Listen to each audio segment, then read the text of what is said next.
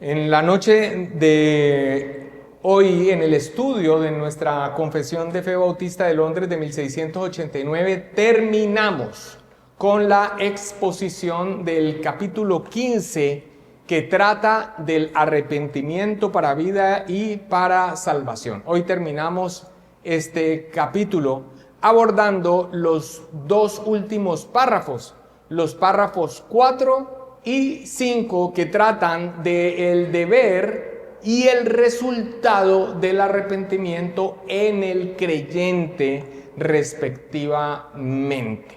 Iniciemos entonces con la exposición del párrafo 4, que trata del deber continuo de arrepentimiento en la vida del creyente. El deber continuo de arrepentimiento en la vida del creyente. El párrafo 4 dice: puesto que el arrepentimiento ha de continuar a lo largo de nuestra vida, debido al cuerpo de muerte y sus inclinaciones, es por tanto el deber de cada hombre arrepentirse específicamente de los pecados concretos que conozca.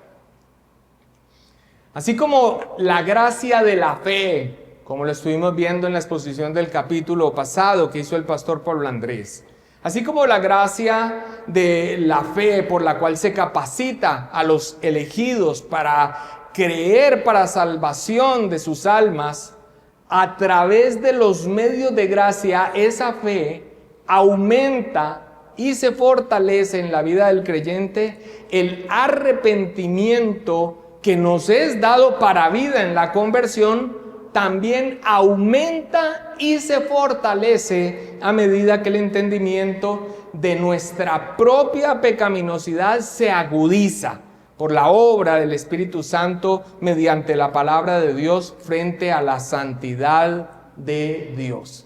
Asimismo, aumenta y se fortalece en la medida en que también vamos viendo la profundidad de nuestra pecaminosidad. A medida que el creyente madura en la fe, crece también en su conciencia de la profundidad, y persistencia del pecado en su vida. Esto es lo que algunos han llamado la paradoja de la santidad. Cuanto más santo es un creyente, más profundamente consciente se vuelve de su propia pecaminosidad.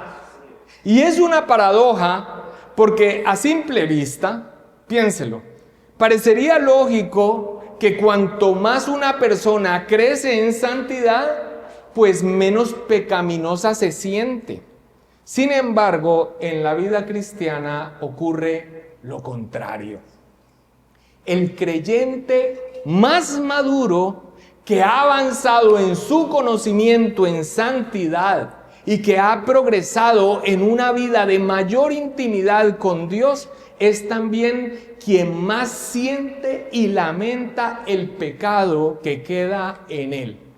Esto parece paradójico, pero es profundamente bíblico y teológicamente coherente. Es bíblico, es el testimonio de las Escrituras que nosotros vemos en la narrativa de la palabra del Señor, que ante la gloria de la santidad de Dios que se ha manifestado en un momento a una persona en particular, los creyentes, ¿cuál es su actitud? Inmediatamente se perciben más profundamente su pecaminosidad. Isaías, por ejemplo, ante la visión del Señor sentado en un trono alto y sublime y sus faldas llenando el templo, expresó: ¡ay de mí, que soy muerto! Porque siendo hombre inmundo de labios y habitando en medio del pueblo que tiene labios inmundos, han visto mis ojos al Rey Jehová de los ejércitos. Isaías 6:5. Asimismo, el apóstol Pedro, ante la obra de poder que el Señor Jesucristo le manifiesta cuando le dice que bogue mar adentro y que eche sus redes, después de que ellos han estado toda la noche pescando y no han pescado nada. Y les dice que echen la red a un lado de la barca y ellos encierran gran cantidad de peces de tal manera que su red se rompía. Pedro, al ver esto, dice, viendo esto, Simón Pedro cayó de rodillas ante Jesús diciendo: apártate de mí, Señor, porque soy hombre pecador. O la expresión que tenemos del apóstol Pablo, que ante el pecado remanente en su vida exclama: miserable de mí, ¿quién me librará de este cuerpo de muerte? Así que es bíblico esta paradoja de la santidad, que a medida en que se va creciendo como creyente cristiano y se va avanzando en la santidad, se va teniendo una percepción más clara de la profundidad del pecado. Un pecado que ya no gobierna, un pecado que ya no reina, pero un pecado que está presente allí, residual, remanente. Y esa profundidad y esa persistencia de ese pecado, a medida que se crece en santidad, es más notoria. Y así lo afirman las Escrituras. Es por eso que ante esas fábulas y esas fantasías de quienes supuestamente han tenido un encuentro en visión con el Señor, usted escucha la ridiculez de las expresiones de que me metí en un río y nos tirábamos agüita con el Señor Jesús. Esas no son las expresiones de lo que vemos en la palabra del Señor cuando alguien tenía una manifestación de la santidad de Dios, una teofanía de Dios. La gente dice: me morí inmediatamente. Percibía claramente el creyente, el piadoso, su condición ante la santidad de Dios. Pero no solamente esa paradoja de la santidad, es bíblica, sino que también es teológicamente coherente. Porque a mayor visión de la santidad de Dios, o sea, al crecer espiritualmente, el creyente ve más claramente la pureza y majestad de Dios. ¿Y esto qué hace? Hace que vea su pecado como algo más ofensivo. A mayor visión de la santidad de Dios, entonces el resultado en el creyente es ver su pecado como más ofensivo. Pero también a mayor iluminación interna que tenemos, el Espíritu Santo va mostrando entonces con más precisión las raíces del pecado en el corazón, incluso en los pensamientos, deseos, motivaciones, cosas que antes el creyente no percibía. Así que es bíblico, pero también es teológicamente coherente esta paradoja de la santidad. A medida que el creyente crece en santidad, crece en madurez, percibe la profundidad y la persistencia de su pecado. John Owen, en su obra clásica La mortificación del pecado, escribe: cuanto más se acerca un hombre a Dios, más aborrece el pecado. Y cuanto más aborrece el pecado, más profundamente siente su propia corrupción. Charles Spurgeon, en su sermón El portador del pecado, expresó: nadie conoce la profundidad de su propia maldad hasta que la luz de la santidad de Dios brilla en su alma. Los santos más maduros son los más conscientes de su pecado. Y en el mismo sentido, Jonathan Edwards expresó: el crecimiento en la gracia no disminuye el sentido del pecado, sino que lo aumenta. El cristiano más santo es el que más clama: Señor, sé propicio a mí, pecador. Esta es la paradoja de la santidad. Calvino, de hecho, se expresó de ella como la paradoja de la gracia. Decía: la santificación no nos hace inocentes en el sentido de sin pecado, sino que nos hace más sensibles al pecado que mora en nosotros. Esta es la paradoja de la gracia. Por esta razón, mis amados hermanos, la gracia evangélica del arrepentimiento o el arrepentimiento evangélico, que quienes han estado en las enseñanzas anteriores podrán distinguir, porque hay otro arrepentimiento. ¿Cómo se llama? El arrepentimiento legal, el arrepentimiento legal. Y bueno, a eso dedicamos gran parte de la enseñanza pasada. Pero este arrepentimiento evangélico, esta gracia evangélica es necesaria en el creyente. ¿Por qué? Porque aunque avancemos en nuestro camino de santidad, aunque hayamos hecho el deber de mortificar el pecado y crezcamos en sabiduría, aunque por el uso se tengan los sentidos ejercitados en el discernimiento del bien y del mal, un pecado residual hará presencia en nosotros a este lado de la eternidad a lo largo de todo nuestro peregrinaje. Descuídese, porque piensa que va creciendo en santidad, que va aumentando en conocimiento, que tiene tanto tiempo en el Señor, que tanto le ha usado Dios. Descuídese, que vendrá un dolor a la vida. Por esto, cuando traemos estas expresiones de estos hombres, estas citas, es porque ellos expresan de la palabra del Señor. Y estos hombres que ya, aunque han sido probados o fueron probados en su fe, vemos esta experiencia de hombres caminando y fieles en el Señor, que a medida que avanzaban, el sentido de su propia pecaminosidad no se fue mermando, se fue haciendo cada vez más intenso. ¿Y eso a qué nos impulsa? A ser más cuidadosos de nosotros mismos. Eso es lo que reitera el inicio de nuestro párrafo, cuando dice, puesto que el arrepentimiento ha de continuar a lo largo de toda nuestra vida debido al cuerpo de muerte y sus inclinaciones. Sobre esta necesidad entonces de la gracia evangélica del arrepentimiento en el creyente, ya hablamos al exponer el párrafo 2 que trató de la necesidad y la provisión del arrepentimiento para el creyente. Es necesario, como se expresó allí en el párrafo 2, debido a el poder y el engaño de la corrupción que habita en ellos, junto con el predominio de la tentación. Y aquí se expresa como debido al cuerpo de muerte y sus inclinaciones. Esta última expresión que tenemos ahí en pantalla combina Romanos 7:24 y una expresión que encontramos en Romanos 7:5. Romanos 7:24 dice, miserable de mí, ¿quién me librará de este cuerpo de muerte? Y el 7:5 habla de las pasiones pecaminosas, o como también algunos traducen, las inclinaciones pecaminosas. Así que el arrepentimiento evangélico ha de continuar a lo largo de toda nuestra vida, ¿debido a qué? Al cuerpo de muerte y sus inclinaciones. ¿Qué es el cuerpo de muerte? Es la naturaleza pecaminosa en la que nosotros aún estamos, aunque ya ese pecado no es reinante.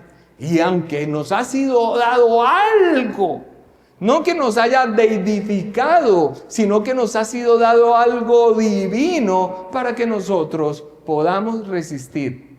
El Espíritu Santo guiándonos, iluminando su bendita palabra para nosotros. Así que por eso es tan necesario el arrepentimiento evangélico. Jeremy Walker comparte en su comentario este capítulo ya a nivel de aplicación para nosotros lo que la confesión tiene con esta realidad, lo que busca en nosotros al expresar esto, de que necesitamos continuamente arrepentirnos, ese arrepentimiento evangélico. Él dice, porque lo que busca la confesión es alejarnos del autoengaño. Dice, debe haber un continuo abandono del pecado en la vida de un verdadero santo de Dios. Alguien que constantemente no está dispuesto a reconocer, confesar y abandonar el pecado muestra pocos indicios de caminar en una vida nueva. Autoengaño. Y también que busca esta expresión del párrafo somos alejados de expectativas no bíblicas e irrazonables de perfección en esta vida. No, ninguno de nosotros. Crecemos en madurez, crecemos en santidad. Seguro que ya no estamos batallando con los pecados tal vez más groseros de nuestro inicio de vida cristiana. Pero siempre vamos, a medida que vamos creciendo en el discernimiento del bien y del mal, vamos encontrando ese pecado residual y lo podemos detectar su profundidad y su persistencia en nuestra vida con mayor agudeza. Y él dice sobre esto: abandonar el pecado no es lo mismo que la obediencia perfecta. Es la búsqueda y el deseo de una obediencia plena por amor a Dios con todo el corazón, la mente, el alma y las fuerzas, con arrepentimiento por nuestras faltas y defectos. Y esto también es muy importante, porque cuando una persona peca contra el Señor, pero esa voz en el oído le dice que entonces es toda una mentira lo que has estado viviendo, esa voz no es la voz de Dios. La voz que le dice al otro lado que ese pecado es real, pero que allí está Cristo, y que le busques en arrepentimiento y que te levantes y continúes, esa sí es la voz del Espíritu Santo. Así que, hermanos, este no es un impulso o básicamente a bajar el estándar de nuestra vida en santidad, pero vamos a pecar y nos va a doler mucho y traerá consecuencias, sobre todo el saber que hemos ofendido a Dios. Pero expectativa irrazonable no podemos tener, porque precisamente por ellas muchos se rinden. No, nosotros cuando caigamos sabemos que tenemos esta provisión de la gracia de Dios para nosotros. Y termina Jeremy Walker citando una frase de John Duncan. Por cierto, espectacular la historia de John Duncan. Es un predicador escocés, vivió entre 1796 y 1870. Resulta que el hombre era un erudito en las lenguas semíticas, y en hebreo y en griego, a una profundidad impresionante. Pero como no tenía titulación, se postuló como maestro en una universidad y no fue aceptado inicialmente. Pero sí lo mandaron como misionero a Hungría, donde habría una gran cantidad de judíos, y la conversión de judíos por la predicación erudita de este hombre de las Sagradas Escrituras del Antiguo Testamento, y que fue una cosa impresionante. Por eso le empezaron a llamar John Rabbi Duncan, aunque era un predicador escocés reformado. Pero bueno, Jeremy Walker lo cita y trae esta frase. Y mira cómo se ve desde las dos perspectivas, que ya vas a saber a qué me refiero. No hay nadie perfecto, no hay nadie perfecto. Bueno, cuando un creyente sabe esto, dice, ese es el lecho de espinas del creyente. O sea, sabe que no es perfecto, sabe que es débil y sabe que va a pecar. Pero ese es el lecho de espinas. Pero para otro es el lecho de la comodidad del hipócrita. Nadie es perfecto, en otras palabras, como si fuese una excusa o una licencia para mostrar ese contraste. Ahora, así inicia el párrafo, pero realmente la enseñanza del párrafo 4 o el punto al que quiere llegar está en su segunda parte, cuando dice: es por tanto el deber de cada hombre arrepentirse específicamente de los pecados concretos que conozca. Este es el punto del párrafo 4. Y considero que la traducción en español le quita el énfasis que hacen los editores de la confesión. La traducción literal es esta: por lo que es deber de todo hombre arrepentirse de sus particulares pecados conocidos particularmente. Dicho de otra manera, cada uno de nosotros, por nuestra historia de vida, Jeremy Walker se refiere a esto por nuestra constitución, hay áreas de pecado que son con las que más luchamos, particulares pecados conocidos. Pero esta expresión dice que de esos pecados debemos arrepentirnos particularmente. Y esto es lo que está mostrando es que nosotros no simplemente debemos tener como un entendimiento de que, ay, pecamos, o una confesión general del pecado, sino que nosotros tenemos el deber de traer a la mente y en oración ese pecado específico, esa situación específica que detectaste en el día, en el momento en que estás con tu Dios, precisamente ejerciendo esta gracia evangélica del arrepentimiento. Señor, perdóname porque soy un pecador. Bendíceme en esta noche, amén. Aunque es claro lo que aquí se enseña, el leer el párrafo 5 de la Confesión de Fe de Westminster, allí tenemos otra expresión sobre la misma enseñanza y lo que nos permite es captar mejor lo que se quiere enfatizar. Mira lo que dice Westminster. El hombre no debe contentarse con un arrepentimiento general. Señor, hoy pequé contra ti, perdóname. Yo sé que has dado a tu Hijo para el perdón de mis pecados, amén. Eso está bien. Pero el hombre no debe contentarse con un arrepentimiento general, sino que es deber de toda persona procurar arrepentirse de sus pecados específicos en forma específica. Un arrepentimiento del pecado en general frecuentemente es la forma perezosa y superficial de cumplir nuestro deber de arrepentirnos en oración. Archibald Hodge, en su comentario a la Confesión de Fe de Westminster, escribe lo siguiente, escúchame. Ningún hombre tiene derecho a suponer que odia el pecado en general, a menos que odie prácticamente todos sus pecados en particular. Ningún hombre tiene derecho a presumir que está arrepentido y dispuesto a renunciar a sus pecados en general, a menos que esté consciente de renunciar prácticamente y afligirse por cada pecado en particular en el que cae.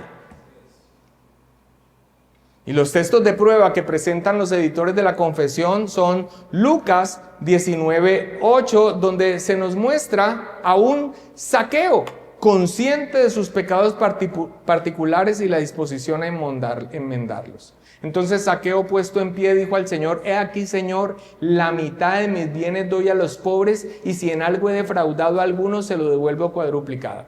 Se nota que Zaqueo sabe cuáles son las áreas de pecado específicamente. Ahora, por supuesto que él es un pecador en su naturaleza, pero aquí se nota claramente que Zaqueo, por la luz del Espíritu Santo, sabe que es esa área del dinero y su usura y su manipulación a sus connacionales. Ese es el área, y está dispuesto a señalarlo e incluso a resarcir a aquellos a los que ha defraudado. Y el otro texto trae al apóstol Pablo refiriéndose particularmente a sus pecados específicos, identificándolos y después complementando ahora sí con una expresión de su pecaminosidad en general. Dice: habiendo yo sido blasfemo, perseguidor e injuriador, mas fui recibido a misericordia porque lo hice por ignorancia e incredulidad. Aquí no se está excusando, no es el punto hacer una exégesis sobre el texto, sino enfocarnos específicamente en que él cita cuáles son estas situaciones específicas en las que él cayó. Cuando dice que lo hizo por ignorancia e incredulidad, es desde la luz, de la poca luz que él tenía, desde unas escrituras donde todavía él no había visto la luz de la promesa de Cristo cumplida en el Señor su Salvador.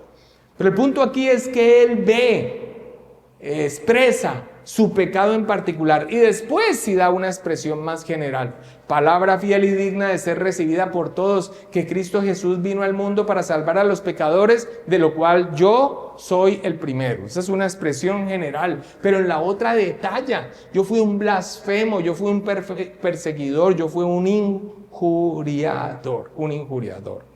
Y el otro texto trae este fue el segundo texto que presenta nuestra confesión de fe. Ahora, Jay Renihan, sobre este deber de arrepentirnos de nuestros particulares pecados conocidos, particularmente nos comparte la enseñanza del ministro no conformista Samuel Craddock. Samuel Craddock vivió entre 1621 y 1706, o sea, él no estaba dispuesto a seguir todos los parámetros de la iglesia de Inglaterra con todas las normas que había establecido para sus ministros. De hecho, fue despojado de su ministerio, pero lo tenían en grande estima y le respetaban al punto que incluso toleraban que él enseñara, aunque eso estaba prohibido para los ministros que no se adaptaban a la iglesia de Inglaterra en ese tiempo. Bueno, ahora, este Samuel Craddock expresa, escucha, con respecto a la confesión de los pecados, toma estas reglas. Ahora vamos a la práctica, hermanos. Escucha, confiesa en particular todos tus pecados conocidos. Tómate a ti mismo en privado y abre el caso de tu alma claramente y sin engaño de espíritu ante el Señor. Hazle la confesión privada de todos tus pecados, no para que puedas dar a conocer a Dios cualquier cosa que no supiera antes, sino para que sea notorio que tú mismo sabes y conoces la plaga de tu propio corazón y eres sensible a tus pecados, iniquidades y defectos de obediencia.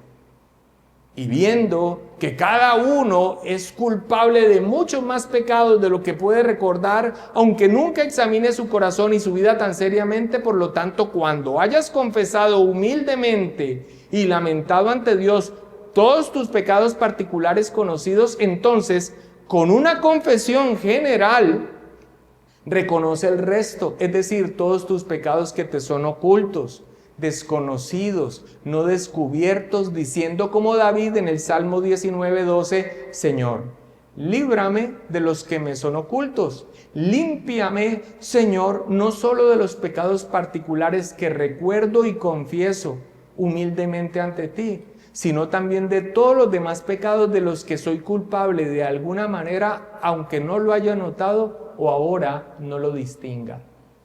Y el punto número 2 que nos da este ministro no conformista dice, recordad que no son solo palabras y expresiones bonitas lo que Dios considera en la confesión de los pecados.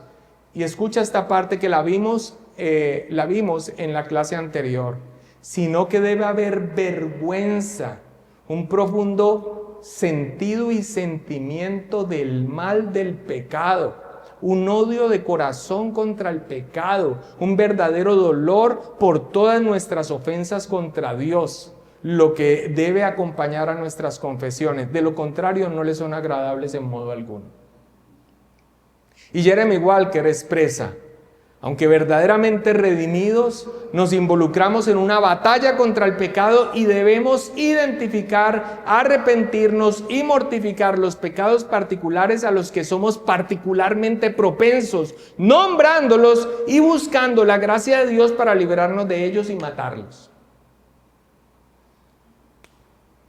Si tú vas, en primer lugar, si tú no tienes un tiempo en el día, que por lo general es de evaluación, para que delante del Señor tú identifiques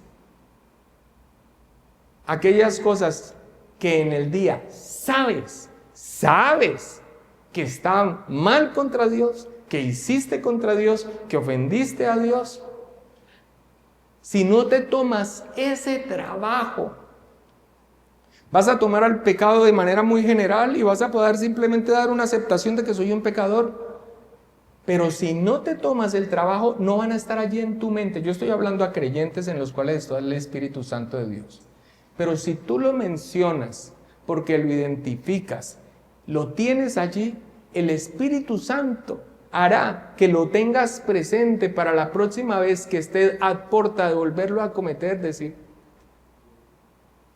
confrontarte con la realidad. O sea, ya lo sé, ya lo hice, ya lo confesé, lo identifiqué, voy a hacer lo mismo. Y entonces ya el asunto allí se vuelve de lo voy a hacer a plena conciencia.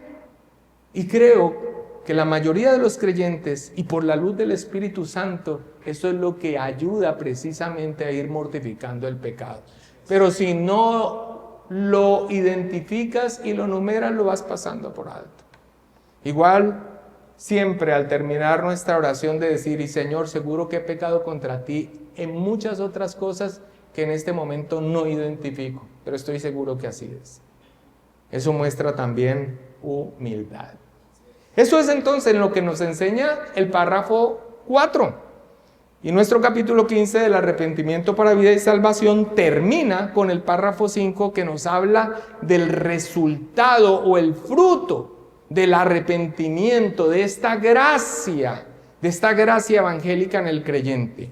El párrafo 5 dice: tal es la provisión que Dios ha hecho a través de Cristo en el pacto de gracia para la preservación de los creyentes para salvación, que si bien no hay pecado tan pequeño que no merezca la condenación, no hay sin embargo pecado tan grande que acarree condenación a aquellos que se arrepienten, lo cual hace necesaria la predicación constante del arrepentimiento.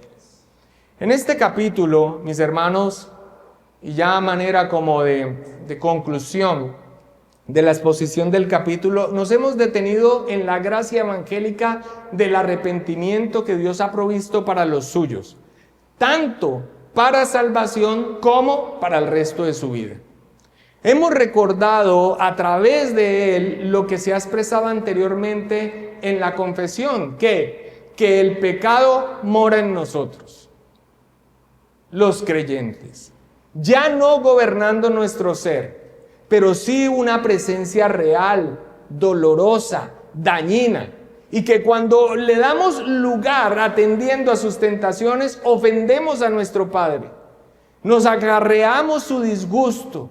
Hay un quebrantamiento con la comunión con Él y frecuentemente recibimos su disciplina paternal. Pero también nos hemos reconfortado en este capítulo en la provisión de la gracia de Dios que nos ha dejado este arrepentimiento evangélico. Mediante el arrepentimiento nos volvemos a Dios del camino en contra de Él. Mediante el arrepentimiento, ya reconciliados con Dios, somos renovados en nuestra comunión con Él. Mediante el arrepentimiento recibimos el perdón diario y somos impulsados a rogar por las fuerzas que proceden de la gracia para reafirmarnos en el propósito y el empeño de caminar delante de Dios para agradarle en todo mediante la provisión del Espíritu, dicen los últimos párrafos que vimos. Y este párrafo 5 nos reitera esa gracia provista por la determinación de Dios en su pacto de gracia. Mira cómo lo expresa.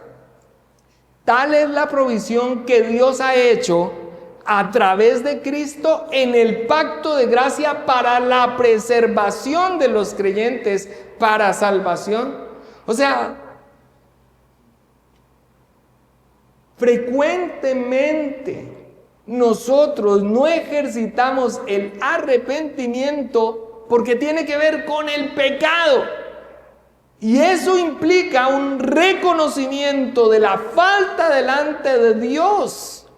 Y frecuentemente no lo hacemos porque en ese remanente de pecado tal vez consideramos seguirlo practicando.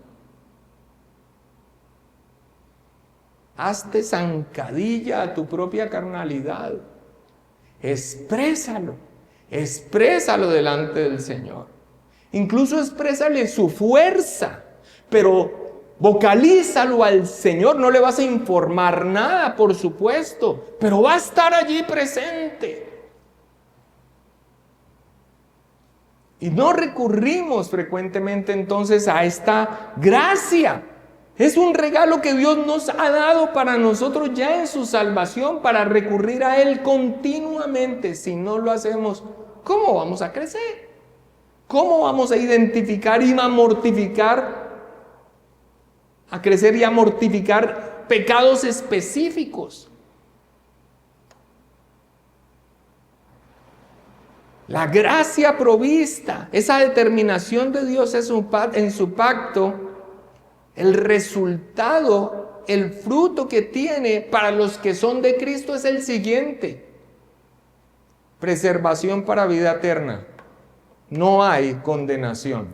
No, es que ya lo es porque somos creyentes. Sí, el asunto es que nos da a los que hemos nacido de nuevo, nos da junto con una fe que crece y se fortalece, un arrepentimiento que también crece y se fortalece.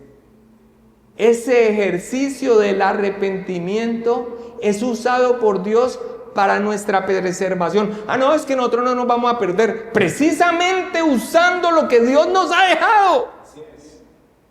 ¿Por qué son las advertencias que hemos visto en la exposición, por ejemplo, de la carta a los Hebreos, continuamente a perseverar en la fe? No, es que nosotros no vamos a perder la fe porque hemos nacido de nuevo. Por eso, las advertencias es para señalarnos estos medios del regalo de la gracia de Dios que nos ha dado.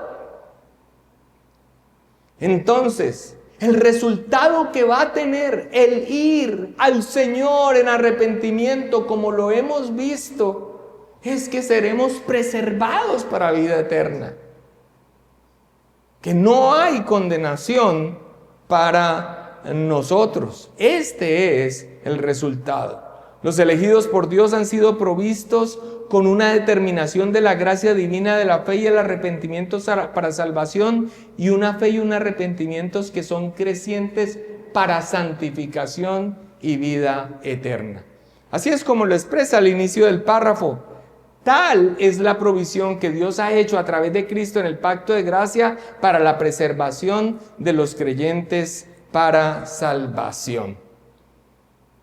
Y para no dar lugar a equívocos, a minimizar el pecado ante la gracia del arrepentimiento provisto por Dios, dice: si bien no hay pecado tan pequeño que no merezca la condenación. James Renihan expresa: para que los seguidores de Jesús no se vuelvan complacientes en su caminar, se nos enseña que no hay pecado tan pequeño que no merezca condenación. Cualquier pecado individual, y cada pecado individual, incluso en forma aislada, es rebelión contra Dios y requiere juicio. Esta es la cruda realidad de la condición humana. Se tiene ese propósito, este pedazo del párrafo. Pero continúa. Y sin embargo, continúa diciendo Renihan, y sin embargo para los creyentes que cometen no solo pecados individuales, sino que continúan luchando con el engaño de la corrupción que permanece en ellos, Dios los preserva a través del pacto de gracia. Hay triunfo en esta promesa. Y eso es lo que continúa en el párrafo. No hay, sin embargo, pecado tan grande que acarree condenación. ¿A quiénes? A aquellos que se arrepienten. Una de las cosas que yo le pido al Señor para nuestra iglesia local es crecer en el entendimiento de estos aspectos doctrinales de lo que identificamos como la reforma. La seguridad de la salvación, la gracia de Dios para la salvación, que no depende de nosotros, sino del Señor. Si tú lo desligas de los medios que Dios te ha dado y en lo que nosotros debemos caminar, o sea, estás torciendo totalmente esto. Sí, no hay ninguna condenación para nosotros, sin lugar a dudas, para los que nos arrepentimos. Entonces depende de mi arrepentimiento. No. Es que si tú has nacido de nuevo, Dios te ha dado esa fe y ese arrepentimiento no solo inicial para salvación, sino para lo largo de tu vida. Por eso se conoce como una gracia evangélica. Esto ya lo estuvimos viendo en la clase anterior. Son medios que tenemos. Hay que caminar en ellos. Este es el resultado, entonces, el fruto que tenemos del arrepentimiento provisto por Dios y que el cristiano ejercita. Preservación. Preservación. No hay condenación.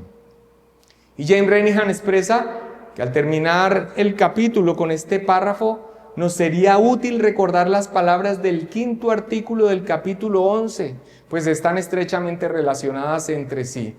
Ese capítulo es el de la justificación que ya vimos y el párrafo también lo expresamos, pero él dice que nos es útil leerlo. Ese párrafo dice: Dios continúa perdonando los pecados de aquellos que son justificados, y aunque ellos nunca pueden caer del estado de justificación, sin embargo pueden por sus pecados caer en el desagrado paternal de Dios. Y en esa condición no suelen tener la luz de su rostro restaurado en ellos hasta que se humillen, confiesen sus pecados, pidan perdón y renueven su fe y arrepentimiento. El arrepentimiento es parte de la gracia de Dios en Cristo Jesús provista para nosotros. Deberíamos recurrir a Él continuamente. John Owen lo expresa de esta manera: el arrepentimiento no es un acto único, sino una gracia que opera en el creyente hasta la muerte, pues mientras el pecado habite en nosotros, necesitaremos volvernos a Dios. Charles Spurgeon expresa: el arrepentimiento es el pan diario del alma. Como no podemos vivir sin comer, tampoco podemos ser santos sin arrepentirnos cada día. Thomas Watson expresa: el arrepentimiento no es una lágrima que se seca, sino un río que fluye hasta el mar de la eternidad. Es la gracia que nos acompaña desde la conversión hasta la tumba. Y Horatius Bonar, al que le voy a copiar el peinado, dice: Dios no nos dio el arrepentimiento para usarlo una vez y descartarlo, sino como un vestido que llevamos hasta el día en que seamos revestidos de inmortalidad. ¿Entiendes el propósito de estas expresiones de estos hermanos en la fe? Es lo que hemos expuesto en esta parte de este párrafo 5. Los textos de prueba que presenta la confesión son los llamados: lavaos y limpiados, quitad la iniquidad de vuestras obras de delante de mis ojos, dejad de hacer lo malo. Venid luego, dice Jehová, y estemos a cuenta. Si vuestros pecados fueren como la grana, como la nieve, serán emblanquecidos. Si fueren rojos como el carmesí, vendrán a ser como blanca lana. Deje el impío su camino y el hombre inicuo sus pensamientos, y vuélvase a Jehová, el cual tendrá de él misericordia, y al Dios nuestro, el cual será amplio en perdonar. Isaías 55:7. Es por esto, es por la necesidad que tenemos de recurrir a esta gracia continuamente y a lo largo de nuestra vida, que el párrafo cierra diciendo: lo cual hace necesaria la predicación constante del arrepentimiento. Todos estos medios que brotan de la palabra del Señor, los medios de gracia, cuando son descuidados, las consecuencias en la vida del creyente son terribles, son nefastas. Una persona deja de congregarse, y si deja de congregarse, deja de escuchar la palabra de Dios predicada, que es una determinación del santo Dios y de beneficio para su pueblo. Y deja de congregarse y saca todas las excusas que uno podría decir: ah, sí, claro, válido. Ah, sí, claro, es entendible. Ah, no, por supuesto, claro que sí. Igual, dejar de congregarse es dejar de congregarse. Es dejar de exponerse continuamente al ministerio de la palabra, que si se hace fielmente siempre nos confrontará, siempre nos llamará en algún momento al arrepentimiento, a observarnos a nosotros mismos o a mostrar la santidad de Dios y por lo tanto vernos a nosotros confrontados. Si esa persona no toma la determinación de acudir a estos medios de gracia, ¿usted cree que está acudiendo a los medios privados en su hogar? Y así acudiera, no reemplaza los medios de gracia que se dan dentro del cuerpo de Cristo y la comunidad. Ok, y sabiendo nosotros, como se han afirmado en estos párrafos, que hay un remanente de pecado en nuestra vida, ¿cómo creen que va a terminar la batalla? De por sí la vida es difícil. De por sí la vida trae dificultades, trae problemas, injusticias que ni siquiera estabas buscando. ¿Cómo vas a afrontar tu caminar cristiano si no estás fortalecido con estas gracias que Dios te da?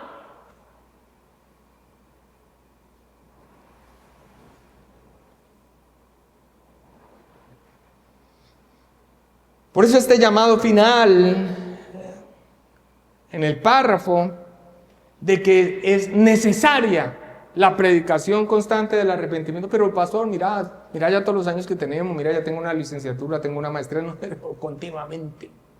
Cada uno de nosotros. Hoy empieza hoy. No, ya lo hago, pastor, gloria a Dios. Para hoy. Tú puedes hacer un recordatorio de las cosas que sabes que no estaban bien en los ojos del Señor. Exprésaselas a Dios. Exprésaselas. Dile, no estuvo bien. No tenía necesidad de decir esto. Falté a la verdad con esto. Puse mis ojos donde no debía. Expresé. Hazlo. Hazlo. Esto sirve para que seas consciente de ti mismo, de aquellas cosas. Está allí Dios. Estás en la intimidad con Él. Estarán allí presentes y el Espíritu Santo te impulsará como un creyente a empezar a trabajar en ello. Es necesaria la predicación, es necesaria hacer un llamado continuo al arrepentimiento. Cierro con esta frase de Richard Baxter al respecto. Grito a los ministros, no dejéis de instar al arrepentimiento. Es la puerta por la que los hombres deben entrar y el camino por el que deben andar.